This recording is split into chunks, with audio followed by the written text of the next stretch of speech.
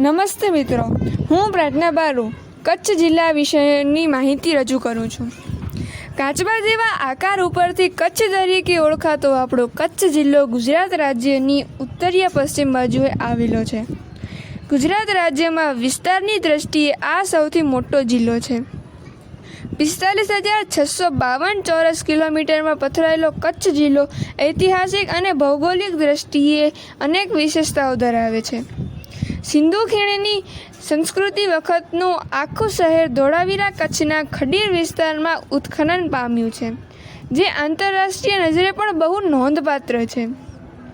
વિસ્તારમાં મોટું હોવા છતાં કચ્છની વસ્તી અંદાજે 25 લાખની અંદર છે. કચ્છની ઉત્તર દિશામાં પાકિસ્તાન, પશ્ચિમમાં અરબી સમુદ્ર, દક્ષિણમાં કચ્છનો અખાત અને પૂર્વ બાજુ નાનું અને મોટું રણ આવેલા છે. દેશ વિદેશથી લોકો ધોરડોનું સફેદ રણ નિહાળવા માટે આવે છે. એમ કહેવાય છે કે કચ્છ નહીં દેખા તો કુછ નહીં દેખા. ભાષા, પહેરવેશ, વાનગી, ધર્મો, શણગાર, તહેવારો, રહેણીકરણીની નજરે કચ્છ સાવ અલગ ભાત ઊભી કરે છે. કચ્છ જિલ્લાનું મુખ્ય મથક ભુજ છે.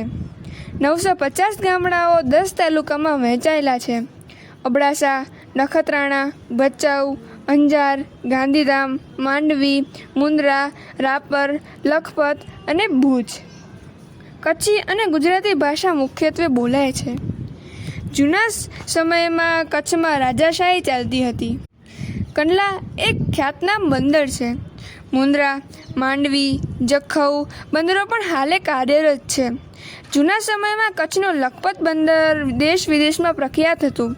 પ્રાચીન સમયમાં સિંધુ નદી કચ્છમાં થઈને વહેતી હતી, ત્યારે આ મલક હરિયાળો હતો. ભૂકંપથી અલાહબંધ આડો આવી જવાથી સિંધુ નદીનો પ્રવાહ કચ્છમાં બંધ થઈ ગયો. દુહામાં કચ્છડો બારે માસ ગવાય છે. એ સિંધુ નદીના સ્મરણોમાં ગવાતું હોય એમ લાગે છે. કાળો ડુંગર, માતાના મઢ, કોટેશ્વર, નારાયણ સરોવર, જેસલ તોરલની સમાધિ, હાજીપીર, સૂર્ય મંદિર, લખપતનો કિલ્લો, વિજય વિલાસ પેલેસ, આયના મહેલ, મ્યુઝિયમ કચ્છના દર્શનીય સ્થળો છે. કચ્છમાં અગિયારિયાઓ દ્વારા મીઠું ખૂબ પાકે છે. પકવાન, પેંડા, મૈસૂર જેવી વાનગીઓ બહુ વખણાય છે. કચ્છી લુંગી અને ચાદર તેમજ બાંધણી સહેલાણીઓને ખૂબ બહુ ગમે છે. કચ્છની ડબલ રોટી એવી કે મોઢામાં પાણી લાવી દે. મને મારો જિલ્લો ખૂબ જ ગમે છે. આભાર.